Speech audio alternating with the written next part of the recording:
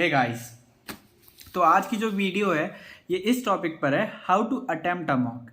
तो basically mock को attempt कैसे करना है ये मुझे मेरे मेंटोर ने सिखाया था, और जो कि मैंने पर्सनली अप्लाई किया था। तो फिर जो मेरे मॉक का स्कोर था वो इंक्रीज कर गया था, और मुझे लगा था कि वो जो टेक्निक थी वो बहुत ही अच्छी थी।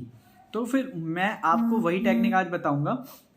सो बेसिकली क्या है, जब आप मॉक अटेम्प्ट करने जाएंगे तो आपको डायरेक्ट जाके मॉक लिखने स्टार्ट नहीं कर देना है। ऐसा नहीं कि जैसे ही आपको एक मॉक मिला या आप बस स्टार्ट कर दिया, जो भी आपका फेवरेट सेक्शन है आपने उसको खोला और स्टार्ट कर दिया। मतलब आप एक स्ट्रेटेजी बना के चलते हैं कि आपकी एक स्ट्रेटेजी होती है, मतलब मोस्टली बेसिकली बहुत से बच्चों की होती है कि वो हमेशा लीगल सेक्शन अटेम्प्ट करेंगे, सीआर करेंगे या इंग्लिश करेंगे, जीके करेंगे। ऐसी स्ट्रेटेजी सबकी होती है, मेरी भी थी। पहले मैं हमेशा पहले अटेम्प्ट करता था अपना इंग्लिश सेक्शन, लेकिन वो स्ट्रेटेजी बहुत ही गलत रहती है। स्ट्रेटेजी ठीक है, मतलब उस हिसाब से नहीं। हर मॉक पर आपको अपनी स्ट्रेटेजी मॉक के अकॉर्डिंग डिसाइड करनी है। स्ट्रेटेजी एक नहीं होनी चाहिए। जैसे ही आप मॉक आपको मिलेगा तो सबसे पहले आपको 2 मिनट क्या करना है, स्टार्टिंग के 2 मिनट आपको बस मॉक एनालाइज करने हैं। मानिए अगर ये 2 मिनट आपने बहुत अच्छे से दे लिए और बहुत अच्छे से मॉक को एनालाइज कर लिया, तो जो बाकी के मिनट्स होंगे वो बिल्कुल ही वैल्यूएबल होंगे और प्रोडक्टिव होंगे।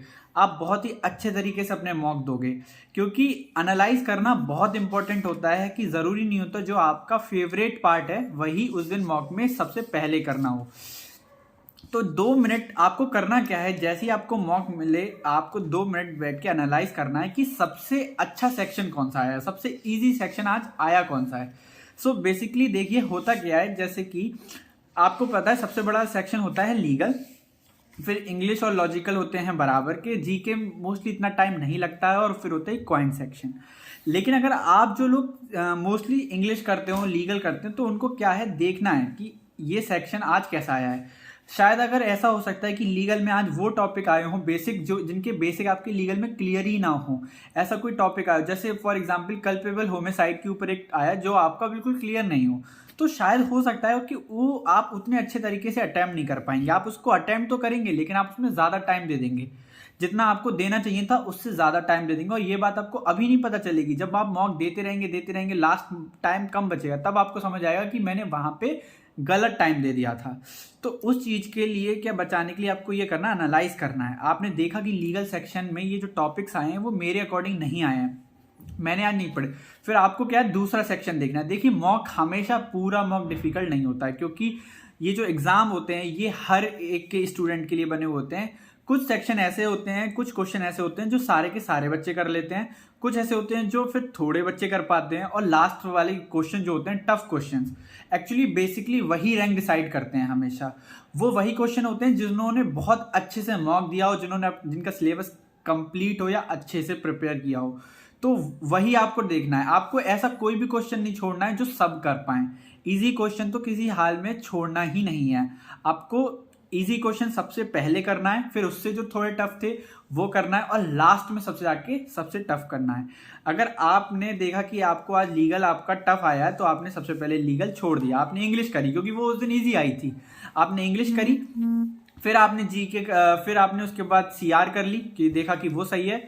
फिर आपने लीगल के भी कुछ दिए, लीगल का भी कुछ सेक्शन किया, और उसके बाद फिर आपने क्वांट कर ली। सो बेसिकली देखिए एक और स्ट्रेटेजी लेके चलिए कि जो आपके सेक्शंस का टाइम है उसको फिक्स रखिए। अगर आपने जीके के लिए, आपने लीगल के लिए 30 मिनट्स रखा है, 35 मिनट्स रखा है, तो 35 मिनट्स में आपके जितने क्वेश्चन हो रहे हैं बस आप उतने होने दीजिए। आपको ऐसा नहीं करना कि 35 मिनट का आप कह रहे हैं कि 5 मिनट और रुक जा रहा तो मेरा पूरा सेक्शन खत्म हो जाएगा, नहीं, करना ही नहीं है। आपको बिल्कुल टाइम बाइंडिंग रहना पड़ेगा। जैसे ही 35 मिनट हुए आप सेक्शन चेंज कर लेंगे। आपको 35 मिनट देने हैं लीगल को, फिर उसके बाद आप 25 मिनट्स इंग्लिश को दीजिए, 25 मिनट सीआर को, और ये इतने इतने दीजिए। फिर उसके बाद अगर आपकी क्वांट पूरी आपको आती तो आप 15 मिनट दे सकते हैं, अदरवाइज 6 to 7 क्वेश्चन ही सही रहते हैं। मैं भी 6 to 7 या 8 कर लेता था ज्यादा से ज्यादा, पर मेन क्लैट वाले दिन क्वांट जो थी वो इजी आ गई थी, और मैंने जो लास्ट में टाइम छोड़ लिया था अपना यही स्ट्रेटेजी अप्लाई करके, तो इसी वजह से मैंने 10 क्वेश्चन अटेम्प्ट किए थे, तो वो एक फायदा हो गया था। तो इसीलिए क्या है, आपको सबसे पहले आपने जैसे उस दिन लीगल के जो क्वेश्चन है उनको लास्ट में छोड़ लीजिए, जो आपको नहीं आता है, क्योंकि लीगल भी पूरी ऐसी नहीं आएगी जिसमें एक भी पैसेज आपको नहीं आता हो या आपको सब में दिक्कत आ रही हो। कोई ईजी भी होंगे, लेकिन जो टफ है उनको लास्ट के लिए छोड़ लीजिए। आपने 35 मिनट में लीगल करी, आपने फिर इंग्लिश करी 25 मिनट में, आपने CR भी 25 मिनट में करी, तो 50 मिनट्स हो गए। 35 फिर आपका कितना हो गया, 85 मिनट्स हो गए। 85 मिनट्स में अभी भी आपके पास कितना टाइम बचा रहा है? 85 के बाद आपने 15 मिनट्स ले लीजिए, आपने उसके लिए मैथ्स के लगा लिए, तो 100 मिनट आपके पास 20 मिनट्स एक्स्ट्रा हैं। और जीके जो होता है ना, आपको जीके के लिए टाइम नहीं देना है। कैसे देना है मैं बताता हूँ आपको। ये पर्टिकुलरली जाके जीके सेक्शन को टाइम मत दीजिए, ये स्ट्रेटेजी बहुत अच्छी रहती है। देखिए क्या होता है कि आप जब सबसे पहले आपने इंग्लिश करा, तो उसके बाद जब आप दूसरे सेक्शन पे जाने वाले हो, उसके बीच में कुछ नहीं है, एक पैसेज उठाया जीके का, क्योंकि अगर आपने पढ़ी हुई होगी जीके की, तो जीके बस पूरा पैसेज किसी को नहीं पढ़ना होता है, बस आपको टिक लगाने होते हैं कि हाँ ये ठीक है, ये ठीक है, ठीक है, आपको ऑप्शन आते हैं ऑलरेडी। ऐसा ही मैं भी करता था।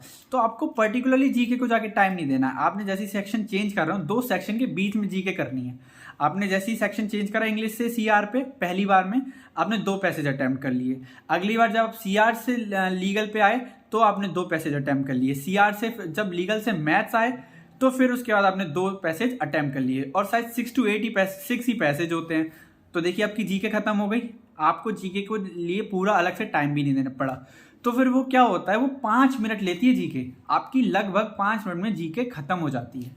अब बचे 15 मिनट, आपके पास अभी भी 15 मिनट है। तो इन 15 मिनट में आपको वो क्वेश्चंस करने हैं जिनको आपने छोड़ दिया था लीगल में टफ समझ के, क्योंकि यही 15 मिनट जो होते हैं वो होते हैं डिसाइडिंग। अगर इन 15 मिनट में आपने बिल्कुल जो टफ क्वेश्चन हो आपके रह गए थे, तो देखिए ऐसा होता है ना कि आपने सारे इजी कर लिए, उससे और जो थोड़े टफ थे वो भी सारे कर लिए, अब सिर्फ टफ बचे हैं। तो टफ वो सिर्फ आपके लिए नहीं है, वो सबके लिए टफ है। तो आपको क्या करना है, उन टफ में अगर 10-15 टफ हैं, तो 10-15 टफ में से कुछ नहीं करना है, बस आपको 5 या 6 खुद से कर लेने हैं किसी भी हाल में।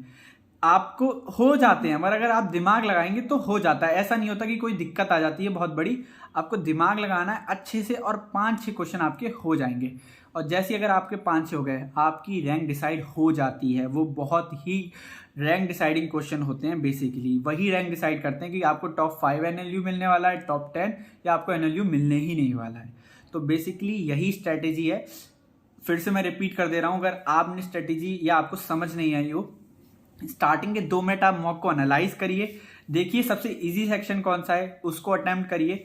उसके बाद फिर आप उसके बाद दूसरा सेक्शन अटेम्प्ट करिए, और किसी भी सेक्शन को टाइम लिमिट से ज़्यादा टाइम नहीं देना। जो आप अपना टाइम समझ बना के चलिए कि इतना टाइम मैं इस सेक्शन को दूंगा अपनी रीडिंग स्पीड के अकॉर्डिंग, तो उससे 1 मिनट भी ज़्यादा आपको उस सेक्शन को देना नहीं है। अगर आप ऐसा करेंगे तो आपके पास लास्ट में टाइम पक्का बचेगा, ये मेरी गारंटी है। अगर आपने टाइम बाइंडिंग्स ही चला, मतलब जो जो टाइम है उसी हिसाब से सब कुछ करा, तो आपके टाइम आपका बचेगा। मेरे पास भी हमेशा अपना पूरा मॉक अटेम्प्ट करने के बाद 15 मिनट्स बचते थे, 15 या 10 मिनट हमेशा बचते थे।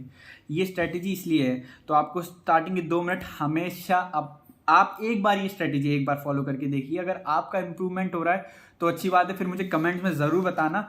और नहीं हो रहा है तो कोई दिक्कत नहीं है, फिर आप इस स्ट्रेटेजी का थोड़ा सा पार्ट फॉलो कर सकते हैं, जैसे जीके वाला, कि सेक्शंस के बीच में जीके करिए। जीके के लिए पर्टिकुलरली नहीं, ये मत सोचिए कि मैं लास्ट में जाऊंगा और जब पूरा सब कुछ कर लूंगा फिर लास्ट में जाके जीके खत्म करूंगा, नहीं, ऐसा करना ही नहीं है। आपको वो बीच बीच में जीके करना है। एक्चुअली जब आप जीके बीच बीच में करेंगे और आपने जीके पढ़ी हुई होगी तो वो माइंड फ्रेश भी कर देती है। वो एक अलग माइंड फ्रेशर भी होता है कि हाँ ठीक है, अभी ये इंग्लिश के इतने सारे पैसेज पढ़ के बोरियत हो गई थी, तो जब जीके के आंसर आते जाते हैं ना, आते जाते, तो आपको खुशी हो जाती है अंदर से कि भाई साहब चलो मैंने कुछ पढ़ा है तो मुझे आ गया है। तो फिर वो चीज़ है, वो माइंड फ्रेश की तरह वर्क करता है, इसलिए तो वो ज़्यादा हेल्पफुल भी रहता है फिर आपके लिए। तो आप वो स्ट्रेटेजी अप्लाई करिए। पहले 2 मिनट एनालाइज, इजी सेक्शन, उससे थोड़ा टफ, उसके बाद उससे थोड़ा टफ, टाइम बाइंडिंग्स रखनी है। मैथ्स को अगर पूरी मैथ अच्छे से आपको आती है तो 15 मिनट, अदरवाइज आप 10 या 12 मिनट, 10 मिनट ही मान के चलिए। क्वेश्चन मैथ्स के सारे नहीं करने होते हैं, एंड वो एक आध ही कोई होता है जो करते हैं। सारे को मैथ्स के क्वेश्चन टॉपर भी नहीं करते हैं। 6 to 7 2 पैसेज मान के चलिए। अगर आपने 2 पैसेज मैथ्स के कर लिए, DI में 2 DI अगर आपने अच्छे से कर ली, आपने बहुत कुछ कर लिया। तो आपको यही करना है, टफ क्वेश्चंस पर टाइम वेस्ट नहीं करना है ये सोच के कि थोड़ा और टाइम लगा लूंगा तो शायद सॉल्व हो जाएगा। नहीं होता है वो सॉल्व उस टाइम, क्योंकि उस टाइम आपका दिमाग सिर्फ इस चीज़ में होता है आंसर ढूंढने को, तो आप और कुछ नहीं सोच पा रहे होते हैं। आप शायद क्या पता आप जब वो दोबारा जीके करेंगे, सीआर करेंगे, टाइम अपना दिमाग कहीं और लाएंगे, उसके बाद शायद दिमाग और अच्छे से वर्क कर पाए, या उतने टाइम तक आपके पास दिमाग में हिंट आ जाए कि हाँ उस क्वेश्चन में ऐसा करना है। तो यह स्ट्रेटेजी एक बार फॉलो करिए। स्टार्टिंग के 2 मिनट एनालाइज करिए, फिर इजी सेक्शन, उससे टफ, और टफेस्ट क्वेश्चंस को लास्ट में छोड़िए। आपके पास टाइम बचेगा। जीके के सेक्शन को सेक्शंस के बिटवीन में करना है, नहीं कि पर्टिकुलरली जीके को जाके टाइम देना है। तो ये मेरी स्ट्रेटेजी थी, और ऐसे आप एक बार मॉक अटेम्प्ट करके देखिए। अगर आपके मार्क्स में इम्प्रूवमेंट हो, या आपको लगे मॉक देने के बाद कि हाँ कुछ इम्प्रूवमेंट हुआ या टाइम बचा था, सब कुछ मैनेज हो गया, क्योंकि बहुत सौ का सब कुछ मैनेज नहीं हो पाता, कुछ तो एक आध सेक्शन भी नहीं देख पाते हैं, और आपने सब कुछ उस दिन कवर कर लिया, तो मान ली स्ट्रेटेजी आपके लिए वर्क कर रही है। सो अगर ऐसा हो तो प्लीज़ फिर चैनल को लाइक कर देना, सब्सक्राइब कर देना, लाइक कर देना, और कमेंट में ज़रूर बताना। That's all from my side. Thank you, bye bye.